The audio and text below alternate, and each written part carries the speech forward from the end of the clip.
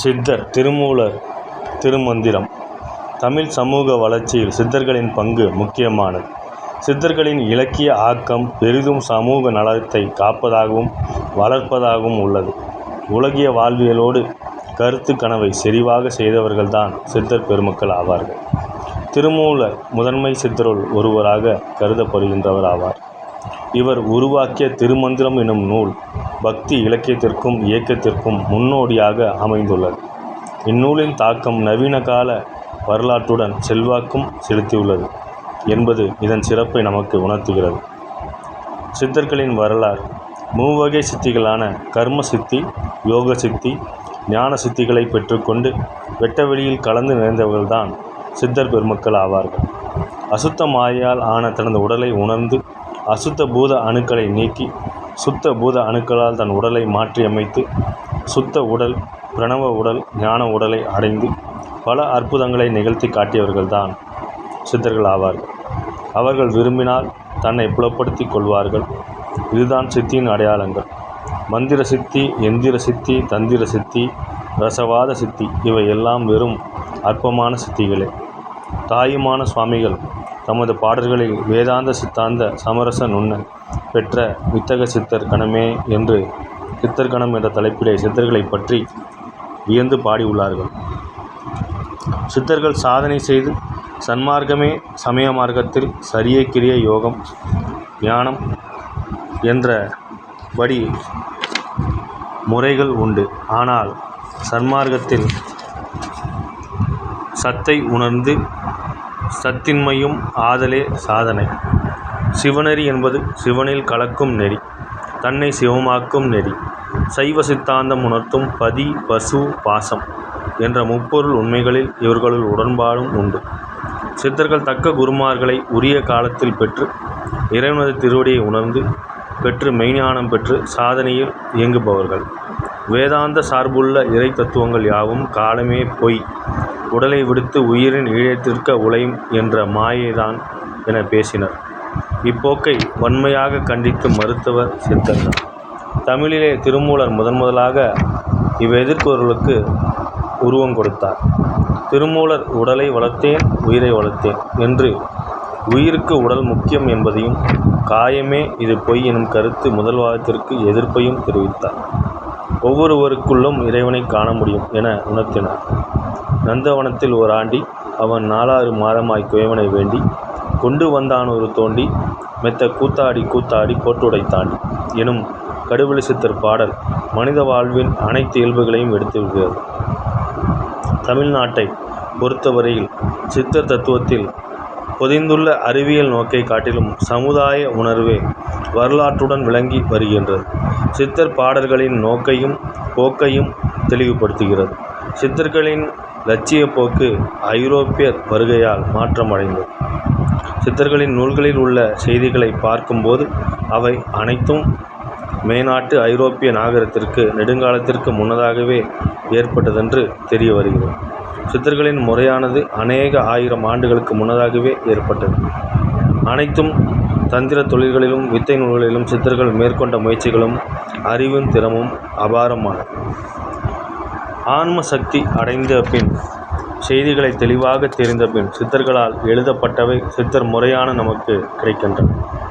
சித்தர்களின் ஞான விளக்கத்தின் அறிவாலும் அனுபவத்தாலும் எழுதிய நூல்களின் உண்மையே அடிப்படையாக உள்ளது.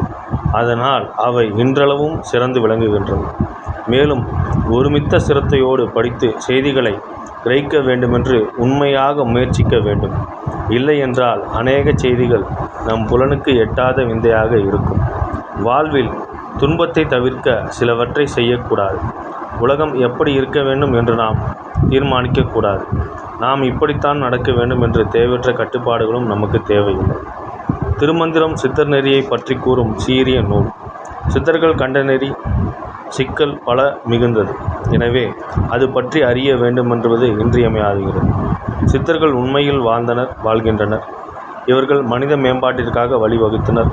மருத்துவம், சோதிடம், மாந்திரிகம், யோக முறைகள், ஞானம், வாசியோகம், சமயம், தத்துவம், ரசவாதம் போன்ற பல துறைகளை பற்றி இவர்கள் பேசியுள்ளார்கள். ஒவ்வொருவர் உள்ளும் சீவன் சிவலிங்கமாக உள்ளது. எனவே மனிதன் தன் தன் ஆற்றலை உணரும்போது அவனே இறைவனாக முடியும் என்ற பேருண்மையை உணர்த்தியுள்ளார்கள். இவர்கள் கூறியதை பின்பற்றினால் நோயில்லா உலகம், மாசுபடாத வாழ்க்கை போன்ற நல்வழிகளை அடைய முடியும். மேலும் இவர்கள் சித்தத்தை சிவன்பால் வைத்து பரம்பொருளையே எப்பொழுதும் தியானித்து சிவனே சிவமாக மாறியவர்கள், சீவாத்மாவே பரமாத்மா என்பதை உணர்த்தியவர்கள். உடலில் உயிர் சூட்சமத்தை அறிந்து சக்தி நிலைகளை தெரிந்து புரிந்து ஞான நிலையில் பூர்ணமாக சக்தியை பெற்று சுவாசத்தின் தன்மையை அறிந்து கொள்ள வேண்டும். திலர்த காலத்தில் உள்வெளியை காண வேண்டும் என்று கண்டறிந்தவர்கள். இவர்கள் வெட்டவெளி தன்னை மெய்யென்று உணர்ந்தவர்கள். உலகியலை துறந்தவர்கள், உலகியல் நடப்புக்கு மாறானவர்கள், சித்துக்கள் ஆடுவதில் வல்லவர்கள், சித்தத்தை சிவன்பால் வைத்தவர்கள், அலைபாயும் சித்தத்தை அடக்கியவர்கள், கூடுவிட்டு கூடுபாய்தல் என்ற கலையை கற்று அதனை செய்து காட்டியவர்கள், உலகம் அனைத்தையும் சிவமாக கண்டவர்கள், பிறப்பறுத்தவர்கள், யான் எனது என்னும் செருக்கை அறுத்தவர்கள், 36 தத்துவ படிகளையும் கடந்து உள்ளொளிக்கு புக்கும் சிவம் கண்டு அனைத்தும் சிவமே என்று அறிந்தவர்கள். சிவம் எங்கும் நிறைந்துள்ளது, அதுபோல் இவர்களும் எங்கும் நிறைந்திருப்பவர்கள். அனைத்தையும் சிவன் செயலாகவே காண்பார்கள். இந்த சித்தர்கள் எப்பொழுதும் மூச்சை அடக்கி தியானித்து இருப்பர். அறிவுடைய சாத்திரங்களை உணர்ந்திருப்பர். எந்த நாட்டில் எந்த மூலையில் எது நடந்தாலும் அதனை அறியக்கூடிய ஆற்றல் பெற்றிருப்பர். எண்வகை சித்து மூலம் கூடுவிட்டு கூடுபாயும் கலையை அறிந்தவர்கள். சித்தர் சொல் விளக்கம். தமிழகத்தை பொறுத்தவரையில் சுமார் 2000 ஆண்டுகளுக்கு முன்பே சித்தர்கள் வாழ்ந்து வந்தனர். எனினும் சித்து, சித்தர் என்ற சொற்கள் சங்க இலக்கியத்திலும் தொல்காப்பியத்திலும் காணப்படவில்லை. தொல்காப்பியம் மற்றும் திருக்குறளில் காணப்படும் நிறைமொழி மாந்தர் என்ற சொல் சித்தர்களை குறிப்பதாக கூறுகின்றனர். நம் நாட்டு சித்தர்கள் டாக்டர் ரா. மாணிக்கவாசகம் சித்தர் என்ற சொல் சித்தி பெற்ற அனைவரையும் குறிக்கின்றது. சித்தர் என்ற சொல்லுக்கு பல்வேறு விளக்கங்கள் தரப்படுகின்றன. அவற்றுள் சில பின்வருமாறு: சித்தம், மனம், புத்தி, அகங்காரம் என்ற 4ம் அந்த காரணங்கள் ஆகும். மனம், புத்தி, அகங்காரம் ஆகியவற்றின் செயல்பாட்டிற்கு சித்தமே காரணம். இத்தகைய சித்தத்தை அடக்கியவர்கள் சித்தர்கள் எனப்பட்டனர். இறைவன் சத், சித், ஆனந்தம் என்ற முக்கூற்றாக விளங்குபவன் ஆவான். இறைவன் சித் வடிவமாக வணங்குபவர்கள் சித்தர்கள் ஆவார்கள். சித்தி என்ற சொல்லுக்கு நிறைவேறுதல் அல்லது கைவரப்பெறுதல் என்பது பொருளாகும். சிவயோகம் சித்தியானவர்கள் சித்தர்கள் எனப்பட்டனர். சித்தர்கள் தமிழ்நாட்டுக்கு சித்தர்கள் சாதி, மத, இன வேறுபாடுகளை கடந்தவர்கள். கருவூரார் ஓர் அந்தணர், ராமதேவர் இஸ்லாமியர். இவர்கள் மனித நலனில் அக்கறை கொண்டு மூட நம்பிக்கைகளில் இருந்து விடுவிக்க வேண்டும் என்ற விருப்பம் கொண்டவர்கள். சிவவாக்கியர் சாதியாவதேதடா சலந்திரண்ட நீரெல்லாம் என்கின்றார். அறிவை அறிவால் அறிந்தவர்கள் சித்தர்கள். மனிதன் உட்பட அனைத்து உயிரினங்களும் நோயின்றி வாழ மருத்துவம் கூறியவர்கள். மனித வாழ்க்கை முறைகளையும் அதன் தத்துவங்களையும் தெளிவாக அனைவருக்கும் புரியும்படி கூறியவர்கள். ஞான நிலையை கடுந்தவத்தின் மூலமாக அடைந்தவர்கள். சித்தன் என்பவன் மெய் உணர்ந்தவன், முழுமை அடைந்தவன். இவர்கள் வாழுங்காலத்திலே கடவுளை கண்டு தெளிந்தவர்கள். ஆன்மீக வாழ்வை முன்னுக்கு வைத்தனர், உலக வாழ்வை பின்னுக்கு தள்ளினர். இருப்பினும் உலக மக்கள் உடல் மன நலத்துடன் வாழ வேண்டும் என்ற விருப்பம் கொண்டவர்கள். திருமூலர், சிவவாக்கியர், ஔவை, பட்டினத்தார், பத்திரகிரியார், பாம்பாட்டி சித்தர், இடைக்காட்டு சித்தர், அகப்பே சித்தர், குதம்பை சித்தர், கடுவெளி சித்தர், அழுகினி சித்தர், ஏனாதிக சித்தர், போகர், கொடுங்கண நாயனார், சட்டைமுனி, ரோமமுனி, கருவூரார், மதுரை வாழை சுவாமி ஆகியோர் 11 சித்தர் ஆவர். இவர்களில் முதன்மையானவர் திருமூலர் ஆவர். இவர்கள் மட்டுமின்றி சித்தர் வரிசையில் இன்னும் பலர் வருகின்றனர். பிறவி நோய், மனநோய், உடல்நோய் என மும்மொழியும் நோயினால் அழுந்தி அறியாமை இருளில் கிடந்து சூழலும் மக்களை விழித்தெழ செய்தவர்கள் சித்தர்கள் ஆவார்கள். சித்தர் இலக்கியம் கருத்தாள முள்ளதும் சிந்திக்க வைப்பதும் சித்தர் இலக்கியமாகும். இந்த இலக்கியங்கள் பிறவி நோய்களும் மனநோய்களும் உடல் நோய்களும் மருந்தாகிறது. மேலும் இவை சித்தர் தம் யோகம், ஞானம், வாதம், வைத்தியம், தந்திரம், அஷ்டகர்ம சித்திகள், அஷ்டமா சித்திகள், மூலிகை வர்க்கம், தாது வர்க்கம், விலோக வர்க்கம், பாஷாண வர்க்கம் இவற்றால் ஆன பற்பம், செந்தூரம், சுண்ணம், கட்டு, கலங்கு போன்ற மருந்துகளில் உலோக வேதியியலும் தேக வேதியியலும் இன்னும் அறிவியல், வேதியியல், இயற்பியல், மருந்தியல், வானியல், கணிதவியல், கோள்களின் போக்கினால் உலகிற்கு ஏற்படும் சாதக பாதக நிலைகளையும் குறித்து ஆய்ந்து கூறுகின்றனர். பிறவியின் பயன். சித்தர்கள் கூறும் பிறவியின் பயன் என்பது மனிதன் உடற்கூறு, உயிர்க்கூறு ஆகிய தத்துவங்களை அறிந்து இந்த தத்துவ கூட்டம் நாம் அல்ல, இறைவனுக்கு ஏகதேகமாக ஆன்மா என்று தன்னை உணர்ந்து தத்துவங்களில் இருந்து விலகி, அதாவது தத்துவம் நிக்கிரம் செய்தல், கடவுள் உண்மை சொரூபத்தை உணர்ந்து கடவுள்மயம் ஆகுதல். அப்படி கடவுள்மயம் ஆவதாலே எல்லாம் வல்ல சித்திகளை பெறுதல் கூடும் என்றும், அப்படி எல்லாம் வல்ல சித்தி கிடைப்பின் சாகா கலையின் கற்று சாகா நிலை எய்தலாம். சித்தர்களின் மரபு. இராமாயண காலத்திலே சித்தர்கள் பலர் வாழ்ந்த செய்திகளும் அகத்தியர் பற்ற செய்திகளும் தெரிய வந்திருக்கின்றன. இரசரத்ன சமச்சயம் என்ற நூல் கிபி 5ஆம் நூற்றாண்டை சேர்ந்தது.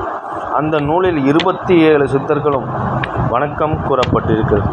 சித்த ஆயுர்வேத மருத்துவ நூல்களை வைத்து ஆராய்ச்சி செய்து ஒரு முடிவுக்கு வந்தால், கிட்டத்தட்ட கிறிஸ்து பிறப்பதற்கு 3000 ஆண்டுகளுக்கு முன்பிருந்தே சித்தர்கள் தென்னாட்டில் வாழ்ந்தனர் என்ற செய்தியுடன், கிறிஸ்துவுக்கு பின் 2000 ஆண்டுகளை கூட்ட 5000 ஆண்டுகளுக்கு முன்பிருந்து இவர்களின் காலம் தொடங்கி உள்ளது. கிறிஸ்து பிறந்தபோது சித்தர்கள் தென்னாட்டில் இருந்து வேத தூதர்களாக கிறிஸ்துவை பார்த்து ஆசி கூற சென்று வந்தனர். கிறிஸ்துவும் தனது இளமை காலத்தில் சித்தர்களை தேடிக்கொண்டு தென்னாடு வந்திருக்கிறார். சித்தர்களின் வர்க்கம் தங்களது தலைமுறைக்கு பின் தன்னுடைய சீடர்கள் என்ற மரபு முறையிலேயே வாழையடி வாழையாக தொடர்ந்து வந்திருக்கின்றனர். திருமூலர் தன்னோடு எண்மர் இருந்ததாகவும் தான் பல இடங்களில் மடம் அமைத்து நிர்வகித்ததாகவும் செய்தி கிடைக்கிறது. தாயுமானவர் கூட தன் குருவை குறிப்பிடும் போது மூலன் மரபில் வரும் மௌன குருவே என்கிறார். இச்சித்தர்கள் நவநாத சித்தர்கள், மூலவார்க்க சித்தர்கள் என 2 வகைகளாக அழைக்கப்பட்டனர். நவநாத சித்தர்கள் என்போர் மூலவர்க்க சித்தர்கள் முன்பு இறந்தவர். இவர்கள் 9 பேர் என்ற செய்தி கிடைக்கின்றது. இவர்களை ரசசேகர சித்தர்கள் என்றும் நாத சித்தர்கள் என்றும் நவகோடி சித்தர்கள் என்றும் அழைத்தனர். இவர்கள் சேர்ந்த ரசவாதிகளாக முப்பு எனும் மருந்தினை கொண்டு முப்பிணிகளையும் விட நோய்களையும் போக்கி வந்தனர். அவர்கள் சத்தியநாதர், சகோதரநாதர், ஆதிநாதர், அனாசிநாதர், வகுளிநாதர், மதங்கநாதர், மச்சேந்திரநாதர், கடேந்திரர், கோரக்கநாதர் என 9 ஆவர். இதில் கூறப்பட்டுள்ள கோரக்கநாதர் துங்கபத்திரை நதிக்கரையில் மகேஸ்வர சித்தர் ஒருவரை சந்திக்க அவரிடம் தீட்சை பெற்று பரமுறுத்தி எய்தினார் என்ற செய்தி கிடைக்கின்றது. இவர்களுக்கு பின்னால் வந்தவர்கள் மூலவர்க்க சித்தர்கள் என்றும் மகேஸ்வர சித்தர்கள் என்றும் வித்தக சித்தர்கள் என்றும் அழைக்கப்பட்டனர். அவர்கள் 18 பேர் ஆவர். அவர்களுக்கு பின் அவர்களை தொடர்ந்து சித்தர்களை பல பேர் இருந்தனர். நந்தீசர், திருமூலர், அகஸ்தியர், புலஸ்தியர், போகர், கொங்கணர், கருவூரர், காலங்கி, இடைக்காடர், பத்ரகிரியார், சிவவாக்கியர், ராமதேவர், யாக்கோபு, கமலமுனி, சுந்தரானந்தர், பூர்ணானந்தர், ரோமரிஷி, திருவள்ளுவர், காகபுஜண்டர், ஔவையார், தன்வந்திரி, வால்மீகர், புன்னாகீசர், பூனைக்கண்ணனார், அழுகண்ணி சித்தர், தேரையர், அகப்பை சித்தர், குதம்பை சித்தர், சட்டைமுனி, பாம்பாட்டி சித்தர், பட்டினத்தார், பதஞ்சலி, நாரதர், விஸ்வாமித்திரர், காரை சித்தர், நாகார்ஜுனர், வாசுகியார், திருமாளிகைத்தேவர், குமாரதேவர், அருணகிரிநாதர், தாயுமானவர், வள்ளலார், முத்துத்தாண்டவர், காரைக்கால் அம்மையார், அருணகிரிநாதர் முதலான சித்தர் கூட்டம் அல்லது சித்தர் மரபு திருமூலருடன் தொடர்கிறது. திருமூலருடன் சிவவாக்கியர், பட்டினத்தார், திருமாளிகைத்தேவர், கருவூரார் இவர்கள் சித்தர் குலாத்தின் பஞ்சவர் என்றும் அழைப்பதுண்டு. சித்தர்களின் கோவில். ஒரு சில சித்தர்கள் தாங்கள் ஞான சித்தி எய்தி ஒளியுடல் தாங்கி வெட்ட வெளியில் மறைந்தபோது அவ்விடங்களில் ஓர் லிங்கத்தை உருவாக்கி அவ்விடங்களில் லிங்க மூர்த்தமாக கோயில் கட்டியுள்ள இடங்களை இன்றும் சிறப்புடன் விளங்கி வருகிறது. இன்னும் அவர்கள் வீட்டிற்கும் தங்களை மறைத்து கொண்டு இடங்களிலும் அவர்கள் உலாவித்திருந்த இடங்களிலும் அவர்களை வழிபடும் பொருட்டு கோயில்கள் கட்டியுள்ளனர். அப்படி சித்தர்கள் ஐக்கியமாகி இருந்ததாக கூறப்படும் கோயில்கள் புகழ்பெற்றதாகவும் பக்தர்கள் சென்று வழிபட்ட சித்தர்களின் அருளாசியால் பல அன்பர்கள் காரிய சித்திகளையும் வாழ்க்கையின் உயர பேறுகளையும் பல பிரச்சனைகளுக்கு தீர்வுகள், தீராத நோய்கள் நீங்கி இருப்பதையும் வழிபட்டு பலன் கிட்டியவர்கள் கூறிய இருக்கின்றனர்.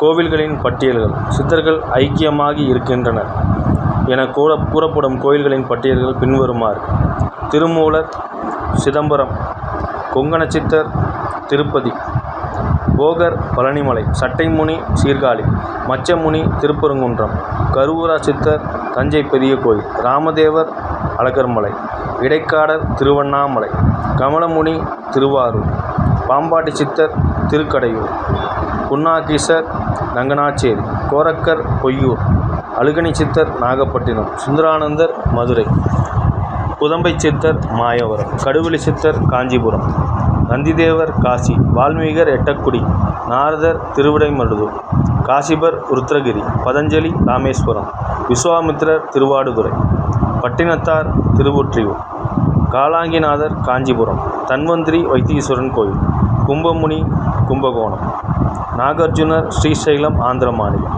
ராமலிங்க சுவாமிகள் வடலூர்.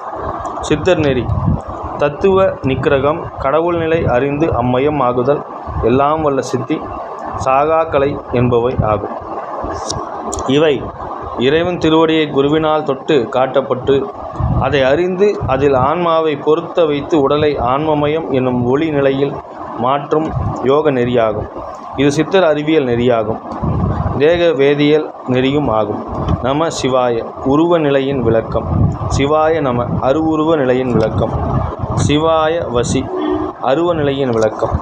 இவை ஜெபிக்கும் மந்திரங்கள் அல்ல, உடல் வேதிப்பலன் சூத்திரம் அல்லது தந்திரம் ஆகும்.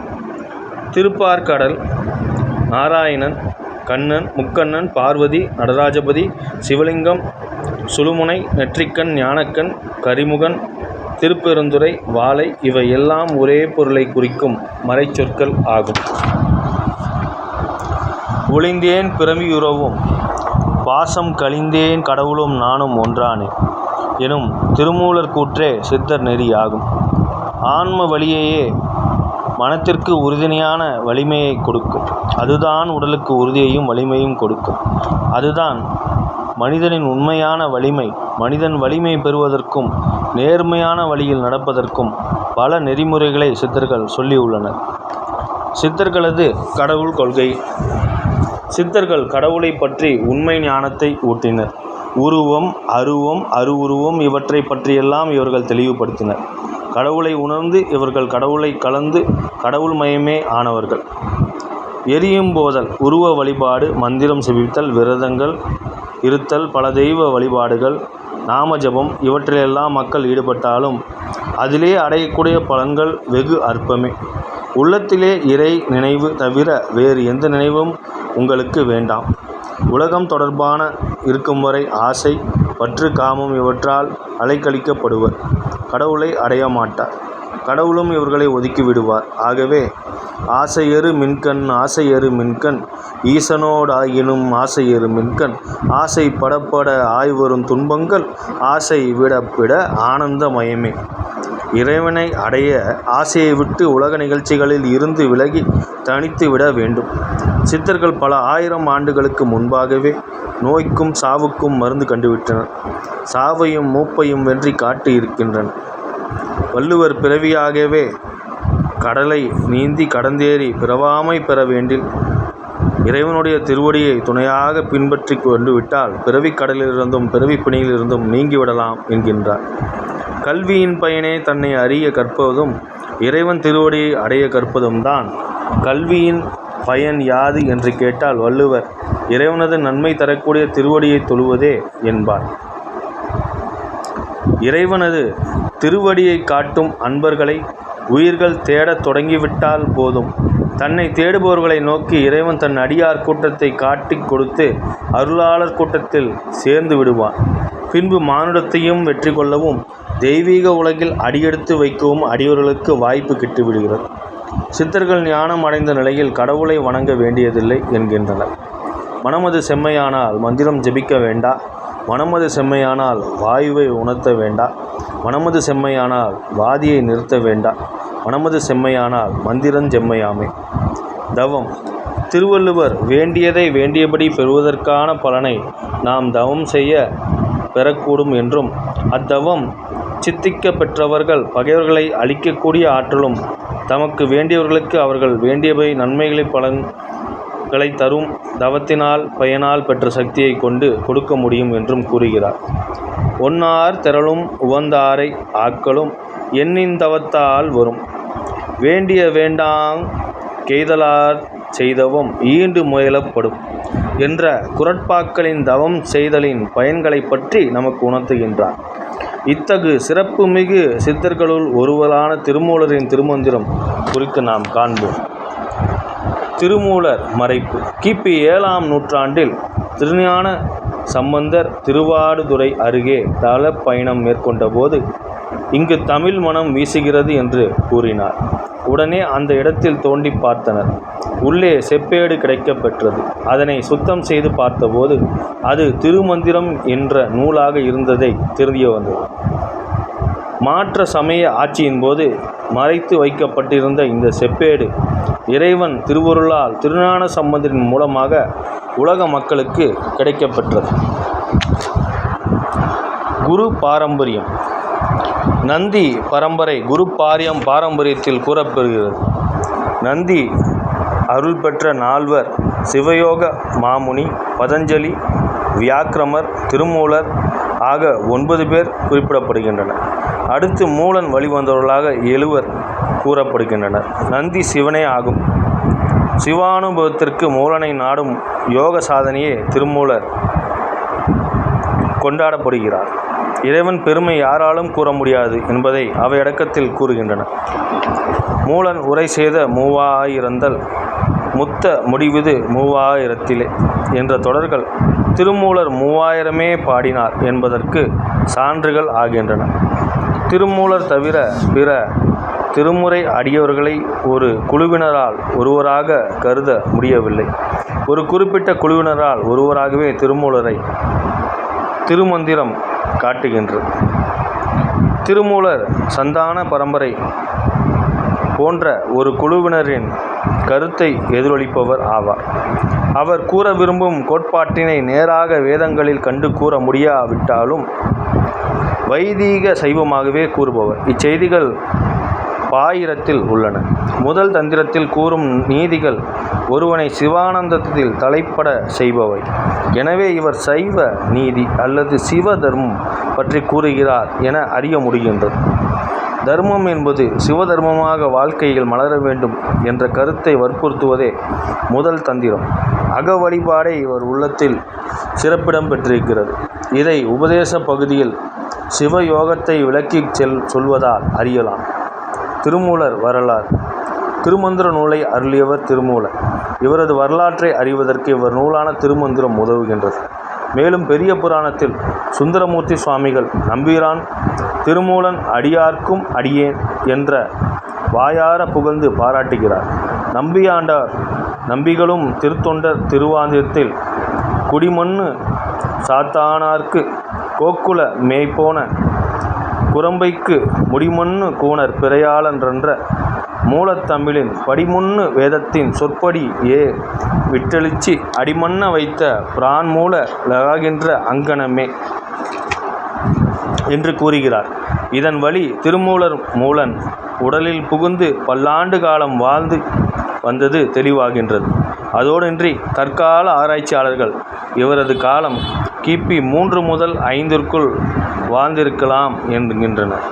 திருமூலர் என்ற பெயரில் பலர் இருந்துள்ளனர்.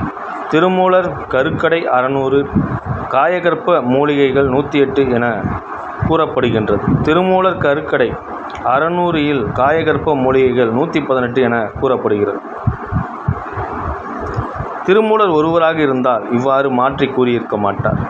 இதுபோன்ற முரண்பாடுகள் திருமூலர் என்ற பெயரில் பலர் இருந்துள்ளனர் என்பதை தெளிவுபடுத்துகின்றது. இருப்பினும் திருமந்திரத்தை எழுதிய திருமூலர்கள்தான் காலத்தால் முற்பட்டவர் என்பதில் ஐயமில்லை. சித்த மருத்துவ நூல்கள் பல திருமூலர் பெயரில் கிடைக்கின்றது. அவற்றின் வழி திருமூலரின் இன்னொரு பெயர் நந்தி என தெரிய வருகிறது. ஆனால் திருமூலரின் ஆசிரியர் நந்தி தேவனார் என திருமந்திரத்தில் மட்டுமின்றி திருமூலர் காப்பு வாகடத்திலும் வருகிறது. உற்ற வியாதி உறுதியாம் என் நந்தி துறையான எல்லாம் சொன்னாரே என் நந்தி வன்மையாம் நோய் குன்மம் நந்தி உரைத்த நலமாக காப்பதில் நந்தி என்ற பெயரில் பலர் இருந்துள்ளனர். நந்தி கைலாச சித்தன் எனவும் அவரது மாணவர் மூலம் எனவும் நந்தி கலைஞானம் கூறுகின்றது.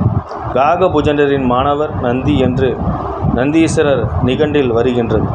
நந்தி தேவர் பெயரில் நிகண்டு கலைஞானம் என்பன உள்ளன. போகர் சனசாகரம் 8 வகையான நந்திகளை குறிப்பிடுகின்றது. அகத்தியர், புலத்தியர், காசியர், மார்க்கண்டர், அட்டாங்கி, கௌதமன், கலைக்கோட்டு முனிவர், சதானந்தர் இவர்கள் கைலாச வார்க்கம் எனப்படுவோர் ஆவர். திருமூலர் குறித்த புனைக்கதைகள். கைலாயத்திலிருந்து வான்வழியாக வந்தவர் சுந்தரானந்தர் என்ற சித்தர் என்று கூறுவார். இவரது கூடுவிட்டு கூடுபாய்தல் என்பதும் சித்து விளையாட்டு. எனவே திருமூலரை சித்தர் மரபை சேர்ந்தவர் என்பர். சைவ சமய சந்தானசியர்களுள் ஒருவரான உமாபதி சிவாச்சாரியார் தாம் இயற்றிய திருத்தொண்டர் புராணசாரம் என்ற நூலில் திருமூலரின் வாழ்வை பின்வரும் பாடல் மூலம் விளக்குகின்றார். கைலாய தொருசித்தர் போதியிலே சேர்வார் காவிரி சூழ் சாத்தனூர் கருதும் மூலன் பயிலா நோயுடன் எத்தூர் நீடும் பசுக்களைக் கண்டவன் உடலில் பாய்ந்து போத அயலாக பண்டை உடலருளால் மேவி ஆடுவதன்றுதை ஆண்டு குருவாக குயிலாகும் அரசடியில் இருந்து கூறிக்கோதிலா வடக மயிலை குறுகினாரே.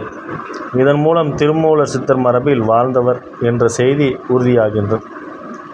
சதுரகிரி புராணம் திருமூலர் குறித்த வரலாற்றை பின்வருமாறு கூறுகின்றது. வீரசேனன் என்ற அரசன் இறந்து போகின்றான். அவன் மனைவி குணவதி அழுகின்றார். இறந்த உடலில் திருமூலர் புகுந்து கொள்கிறார். தன் உடலை மாணவன் குருராஜரிடம் காக்கும்படி ஒப்படைக்கின்றார். பாம்பு நஞ்சை பூவில் கலக்கியது. அதை நுகர்ந்தால் இறக்க நேர்ந்தது என்று மன்னன் மனைவியிடம் கூறினான். அவனது நடத்தையில் மனைவி ஐயமுற்றாள். நடந்தவற்றை அறிந்தாள். திருமூலரின் பழைய உடலை ஆட்களால் அழிக்கின்றார்.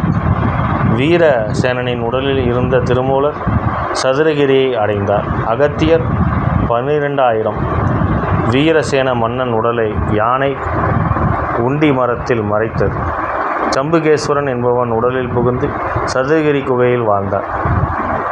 கண்ணபெருமானுக்கும் அருளுரை வழங்கினார் என்று அகத்தியர் 12,000 வருகின்றது. மேலும் மார்க்கண்ட முனிவர் திருமூலரை பார்த்ததாகவும் கூறப்படுகிறது. திருமூலர் காலத்துக்கு பின் அவர் பெயரை குறிப்பிடும் முதல் இலக்கியம் சுந்தரரின் திருத்தொண்டை ஆகும். சேக்கிழாரின் பெரிய புராணத்தில் திருமூல நாயனார் புராணம் என்ற தொகுதியில் உள்ள 28 பாடல்கள் திருமூலர் வரலாறு பற்றி பேசுகின்றன. திருவாவடுதுறை ஆதீன சாத்திரம் சாமிநாத முனிவரின் துரசை புராணத்துக்கு திருமூலரை தடுத்தாட்கொண்ட அத்தியாயத்தில் உள்ள 76 பாடல்கள் திருமூலர் வரலாற்றை அறிய உதவுகின்றது. திருவாவடுதுறை புராணத்தில் தடுத்தாட்கொண்ட சருக்கத்தில் திருமூலர் வரலாறு காணப்படுகின்றது. திருவாவடுதுறையில் திருமூலர், அகத்தியர், போகர் ஆகிய சித்தர்களை காண்கின்றனர். திருமாளிகை தேவரும் கருவூர் சித்தரும் போகரின் மாணவர்களாவர். இப்புராணத்தின்படி அகத்தியர் மற்றும் திருமூலர் போகரின் சமகாலத்துடன் வாழ்ந்தவர் எனலாம்.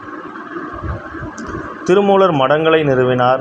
உடன் காளிங்கர், அகோரர், திருமாளிகை தேவர், நாதாந்தர், பிரானந்தர், போகநாதர் ஆகியோர் மடங்களை அமைத்தவர்கள் ஆவர். திருமூலரை பின்பற்றுவோரின் தோற்றம் பற்றி 18 சித்தர் பெரிய ஞானக்கோவையில் வருகிறது. திருமூல வர்க்கத்தார் சபை பிரம்பு, பட்டை உப்புக்கதை, படிகமணி, யோக வேட்டி, படிகலிங்கம், காதுகளில் செம்புருட்டு புத்தகம், அக்கமணி, பாதக்குரடு, புலித்தோல் ஆகியவற்றில் இருத்தல் வேண்டும் என்று கூறப்படுகிறது.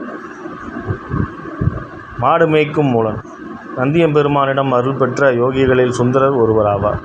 அவர் கைலாயத்திலிருந்து புறப்பட்டு தென் திசையில் இருந்த அகத்திய முனிவரை காண விரும்பி தென்னாடு வந்தார்.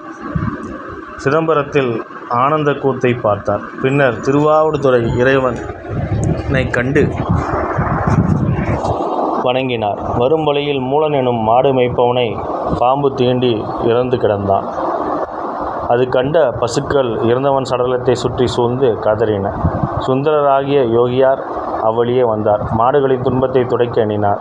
ஒரு புதருக்குள் தமது உடம்பை பாதுகாப்பாக வைத்தார். தமது யோக சத்தியத்தால் இறந்து கிடந்த மூலனின் உடம்பில் புகுந்தார். மூலன் எழுந்தான். மாடுகள் மகிழ்ச்சி அடைந்தன. மாலை நேரம் வந்தது. மாடுகள் வீடு நோக்கி திரும்பின. யோகியும் அவற்றின் பின்னே தொடர்ந்தார்.